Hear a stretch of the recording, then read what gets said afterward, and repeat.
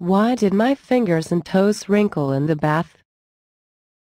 You might have most probably noticed that your fingers and toes wrinkle when you're having a bath. Is this phenomenon just a byproduct of our biology, or something more? Finger and toe wrinkling takes about 5 minutes of full immersion in water for the effect to begin. But if you want maximum, scientifically proven wrinkles, try this experiment. Soak your fingers or toes in salty water at 40 degrees Celsius or 104 degrees Fahrenheit for 30 minutes.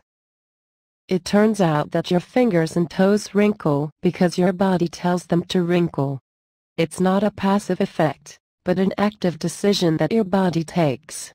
We are not conscious of making that decision because it's controlled by the automatic part of our nervous system that controls our breathing, heart rate and sweating. The evidence is that finger wrinkling has nothing to do with water soaking into the skin, but everything to do with an active control, which we are not conscious of. So how does our body turn finger wrinkling on and off? Despite what the commonly believed theory states, our fingertips have sweat glands. When we sit in a bath, water runs up these sweat glands and signals to the body that we are soaking in water, which is why wrinkling takes a while to get going. But how this sets off the wrinkle signal is not known. One suggestion is that the water dilutes the sweat in the sweat gland, and this change triggers the nearby nerves. The automatic part of our nervous system is very good at controlling how much blood flows to various parts of the body.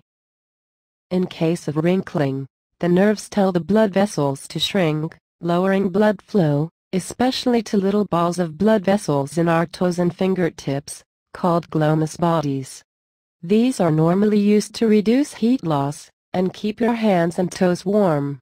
When the glomus vessels constrict, the whole glomus gets smaller, and the flesh under your skin shrinks a little. The skin on top, the stratum corneum, stays the same size. But since the flesh has shrunk underneath, the skin has to pucker up to accommodate this underlying change. So it has nothing to do with water soaking into the skin. Just that the flesh under the skin gets smaller and the skin on top stays the same. Another question is, why does our body go to this effort on our behalf?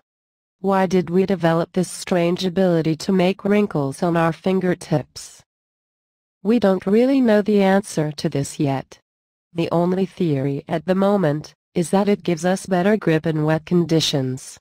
The research shows that if you have wrinkled fingers, you can move objects quicker than if you had smooth fingers.